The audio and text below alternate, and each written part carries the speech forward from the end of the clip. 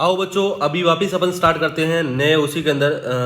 अपन पढ़ रहे हैं स्मेल्टिंग। क्या पढ़ रहे हैं अभी? स्मेल्टिंग पढ़ रहे हैं। एक मिनट, ये क्या कचरा हो गया? अरे इधर एक मिनट रुको जाओ। हाँ, तो अपन पढ़ रहे हैं अभी स्मेल्टिंग, ठीक है ना बच्चों। स्मेल्टिंग के अंदर अपन ने अभी बहुत सारी चीज़ें पढ़ी है। अपन ने ब्लास्ट फर्नेस पढ़ लिया, उसके अंदर अपन ने एक चीज़ पढ़ी थी फ्लक्स नहीं पढ़ा शायद ना। हाँ, फ्लक्स पढ़ा था।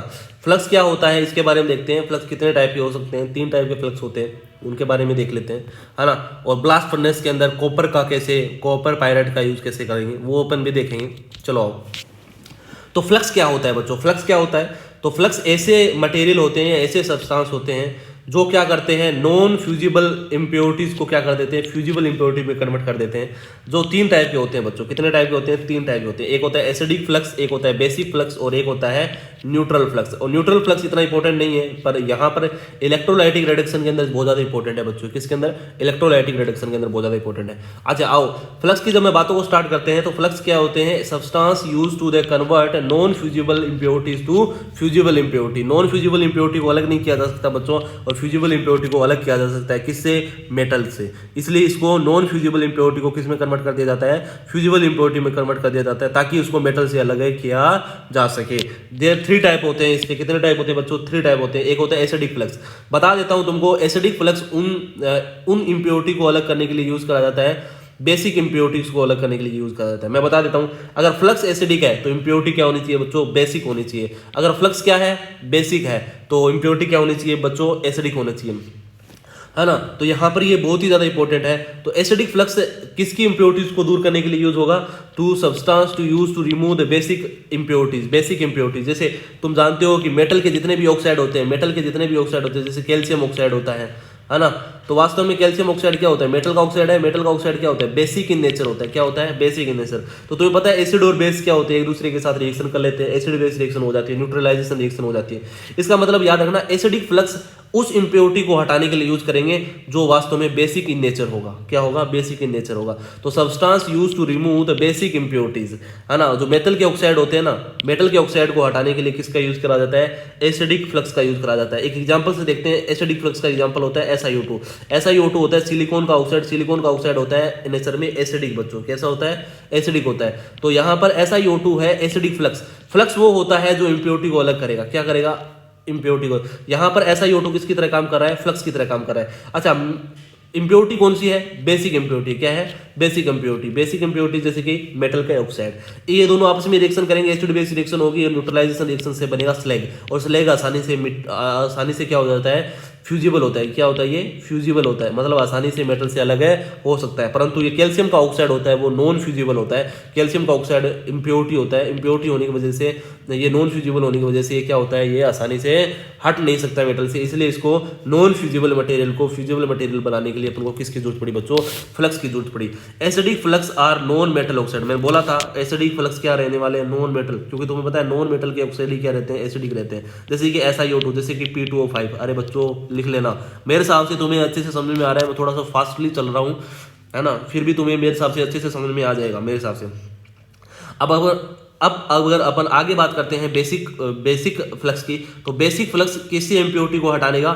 एसिडिक इंप्योरिटी को। Substance use to remove acidic impurity. Acidic impurity किसकी होती है? नॉन मेटल की इंप्योरिटीज होती है बच्चों, है ना। तो यहाँ पर देखो, यही सेम एग्जांपल है बच्चों, यही सेम एग्जांपल है, देख लो नीचे की साइड। परंतु यहाँ पर फ्लक्स का नाम बदल जाएगा। यहाँ पर ये SiO2 किसकी तरह काम कर रहा था? फ्लक्स की तरह काम कर रहा था। पर यहाँ पर ये किसकी तरह काम कर रहा है? इंप्योरिटी। मान के चलो ये इसी एग्जांपल में बताओ किसकी इंप्योरिटी थी? SiO2 की तो इंप्योरिटी थी, और अपन ने क्या डाला है? कैल्शियम ऑक्साइड, मतलब बेसिक नेचर का डाला है ना, बेसिक फ्लक्स डाला है। ये यहाँ पर लिख लेना, ये यूज करेंगे यहाँ पर बेसिक फ्लक्स इसके एग्जांपल में आयरन के अंदर। तो यहाँ पर देख लेना, बेसिक फ्लक्स होता है नॉन मेटल के ऑक्साइड होते हैं वो क्या होते हैं? बेसिक फ्लक्स होते हैं। और नॉन मेटल के ऑक्साइड होते हैं वो एसिडिक इंप्योरिटी। इसको हटाने के लिए स्लैग बन गया है। ये वापस से क्या बन गया? स्लैग। तो ये इंप्योरिटी, ये सारी चीजें हो गई। तो ये एक दूसरे का अपोजिट होता है, सेम रिएक्शन, नाम बदल गए बस, ठीक है ना। अब बताओ, basic flux are metallic oxide क्या होते हैं? बेसिक फ्लक्स होते हैं वास्तव में क्या होते हैं?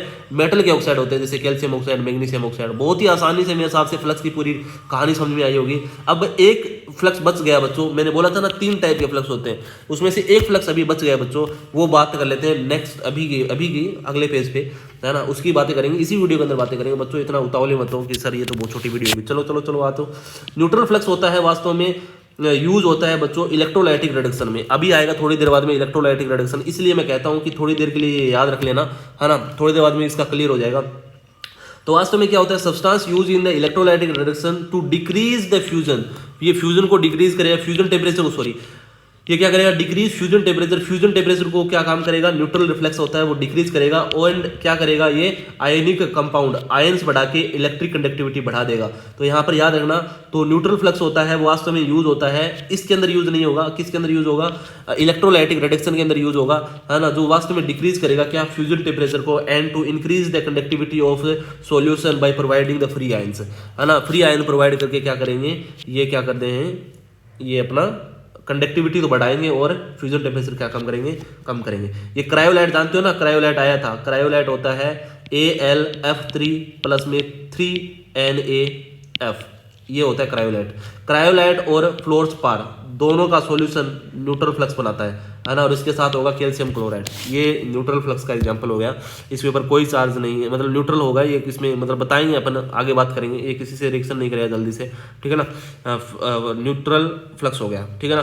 अब सबसे ज़्यादा इंपॉर्टेंट और सबसे ज़्यादा यूजफुल होने वाला, देखो मैंने क्या कहा, स्मेल्टिंग से अपन किसका यूज़ कर सकते हैं, ये स्मेल्टिंग जो है ब्लास्ट फर्नेस होता है वो किसके लिए यूज़ होता है, ज़्यादातर आयरन के लिए यूज़ होता है, पर मैं ये कहूँ कि केवल आयरन के लिए यूज़ होता है तो ये गलत हो जाएगा, ठीक है ना। तो आयरन के ओर के साथ साथ ये कॉपर के ओर के साथ, कॉपर के ओर के लिए भी यूज़ करते हैं, और ये बहुत ज़्यादा इंपॉर्टेंट है, ठीक है। आओ अगर अपन बात करते हैं smelting in copper melting metallurgy, sorry, है ना, स्मेल्टिंग इन कॉपर मेटलर्जी। अब सब जानते हो बच्चों, तुम अच्छे से जानते हो कि कॉपर की मेटलर्जी के दौरान पिछली स्टेप के अंदर क्या बना था, पार्शियली क्या हुआ था, उसका रोस्टिंग हुई थी, नहीं होती, पार्शियल रोस्टिंग की वजह से क्या हुआ था तुम्हें पता है ना, क्या बना था, copper sulphur FeS, copper oxide और FeO, ये 4 चीज़ें बनी थी, नहीं बनी थी, देख लो, नहीं याद आ रहा तो देख लो, मैं दिखा देता हूँ तुमको, एक मिनट, ये बहुत पीछे गया, हाँ ये देख लो, पार्शियल रोस्टिंग की वजह से देख लो बच्चों क्या बना था, ये मिक्सर बना था, नहीं बना था,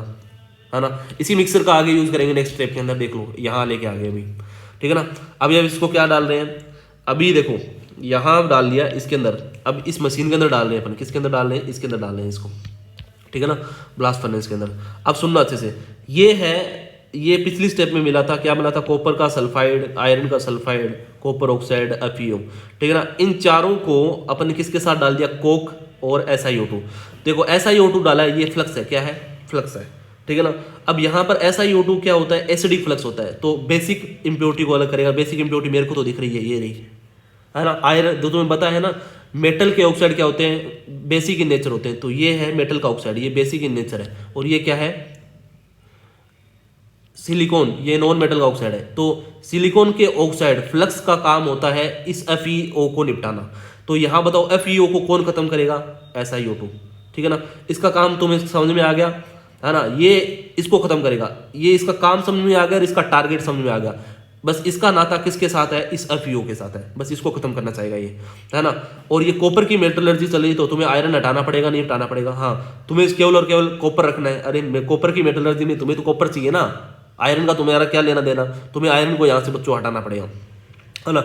और यहाँ पर जो स्मेल्टिंग प्रोसेस के दौरान यहाँ पर जो कोक डाला जाता है ना, वो रिड्यूसिंग एजेंट की तरह काम नहीं करता, इसीलिए इसकी मेटलर्जी इंपॉर्टेंट है बच्चों। पूछ लेगा आयरन की, देखो स्मेल्टिंग प्रोसेस, या फिर पूछ लेगा कि क्या हो गया, ब्लास्ट फर्नेस के अंदर अगर अपन कॉपर की मेटलर्जी करेंगे तो वहां पर डालने वाला कोक होगा, वास्तव में वो किसके लिए यूज करा जाता है, वो रिड्यूसिंग एजेंट की तरह यूज करते हैं क्या, नहीं, उसको ओनली एक्ट है एज ए फ्यूल। यहाँ पर अगर आयरन है तो वहां पर कार्बन का यूज करते हैं, जो कोक होता है उसका यूज करते हैं एज ए रिड्यूसिंग एजेंट और एनर्जी प्रोवाइडर के रूप में, दोनों की तरह यूज करते हैं। पर अगर बात करूं, अगर कॉपर की मेटलर्जी चल रही होती है तो केवल और केवल वो एनर्जी प्रोवाइडेशन के लिए यूज करते हैं, न कि यहाँ पर अपन किसके लिए यूज करते हैं बच्चों, रिड्यूसिंग एजेंट की तरह। तुम्हें पता है ना, कार्बन रिड्यूसिंग एजेंट की तरह काम करता है, पर कॉपर की मेटलर्जी में नहीं कराना अपन को, ठीक है ना। तो यहाँ पर देख लेना क्या बनेगा, इन ब्लास्ट फर्नेस के अंदर क्या बनेगा, कॉपर का सल्फाइड बनेगा, आयरन का सल्फाइड बनेगा, और स्लेग अलग हो जाएगा। ये स्लेग किसकी वजह से बना है, इस फ्लक्स और इस FeO के रिएक्शन के बाद में बना है ना। इसे होता है कॉपर मेट, है ना, मेट, इसे बोला जाता है कॉपर मेट, क्या बोला जाता है, कॉपर मेट, ठीक है ना। तो ये कॉपर मेट हो गया, ये दोनों के मिक्सर, ठीक है ना। अब बात करते हैं कॉपर मेट को आगे रिएक्शन करवाते हैं बच्चों, बहुत ही ज़्यादा इंपॉर्टेंट है। आगे चलो, इतना अपन को क्या करना था तुम्हें पता है ना, मेटल अलग करना है, अभी मेटल कॉपर को अलग करना है। तो स्लेग कॉपर से अपन इम्प्योरिटी अलग कर ली, किसके फॉर्म में, FeO के फॉर्म में। अब देखो मेटल का जो सल्फाइड दिख रहा है तुमको, ये मेटल का सल्फाइड दिख रहा है, कॉपर सल्फाइड, इसको CuS लिख लो, है ना। ये कार्बन के साथ रिएक्शन करेगा, क्या करेगा, कार्बन के साथ, ये कोक के साथ रिएक्शन करेगा, ये इसको साथ रिएक्शन करके क्या बना लेगा, कार्बन का सल्फाइड बना लेगा, क्या बनाएगा, है ना। ये से बन गया कार्बन S और S, ठीक है ना, ऐसे जुड़ जाएंगे। और ये नॉन स्पॉन्टेनियस रिएक्शन है, इसको अपने आप नहीं होगी, इसको हाई टेम्परेचर की जरूरत पड़ेगी और टेम्परेचर पर रिएक्शन होगी। तो ये हो गया, बताओ मेटल अलग हुआ नहीं हुआ, कौन अलग हो गया, जब ये कोक इसके साथ रिएक्शन करेगा तो कॉपर अलग हो गया नहीं हो गया, हो गया, ठीक है ना। पर अभी देखो कॉपर यहाँ से तो अलग हो गया, पर यहाँ से कौन अलग करेगा, ये कॉपर यहाँ है ना, इसमें कॉपर है या नहीं है, इससे कॉपर कौन अलग कर लेगा, ये कोक अलग कर लेगा। पर यहाँ से कौन अलग करेगा, यहाँ से देखो, यहाँ से यही देखो, यहाँ कॉपर ऑक्साइड है, कॉपर ऑक्साइड इस FeS के साथ रिएक्शन करेगा, और जैसे कॉपर इस FeS के साथ रिएक्शन करेगा तो तुम्हें पता है ना, कॉपर ऑक्साइड इस FeS के साथ रिएक्शन करके क्या बना लेगा, FeO बना लिया। ऑक्सीजन किसके साथ जुड़ गया, Fe के साथ, है ना, और सल्फर किसके साथ जुड़ गया, इस कॉपर के साथ। तो यहाँ पर CuS बन गया, Cu2S बन गया, और FeO अलग हो गया। FeO को कौन निपटा देगा, ये SiO2 निपटा देगा। समझ रहे हो मेरी बात को, FeO को SiO2 निपटा दिया। पर यहाँ पर ये कॉपर का जो सल्फाइड है वो यहाँ पार्टिसिपेट करेगा, और इसको कौन निपटा देगा, फिर से कार्बन निपटा देगा। कुल मिला के क्या निकल रही है, मेटल बन रही है। देखो कैसी उलझी हुई रिएक्शन है। इसको कौन निपटाएगा, इसको कौन निपटाएगा, ये कार्बन निपटाएगा, ठीक है ना। अब तुम्हें पता है कॉपर चाहिए तुमको, तो क्या चाहिए बच्चों, कॉपर चाहिए, है ना। तो इसको तो कार्बन निपटा रहा है, ठीक है, ठीक है। और इसको कौन निपटा रहा है, इसको ये SiO2 निपटा रहा है। पर इन दोनों की रिएक्शन से क्या बनेगा, एक तो यही बनेगा कॉपर का सल्फाइड, ठीक है ना, कॉपर का सल्फाइड बन गया, है ना, और उसके साथ FeO बन रहा है। FeO को फिर से कौन निपटा देगा, SiO2, है ना। और ये यहाँ पर कॉपर का सल्फाइड है वो वापस पार्टिसिपेट करेगा, कार्बन इसको वापस से निपटा देगा, और कार्बन का सल्फाइड बना के मेटल को अलग कर देगा। ये होगी मेटल की मेटलर्जी इन स्मेल्टिंग प्रोसेस बच्चों। अब आगे बातें करेंगे ब्रेक के बाद। धन्यवाद।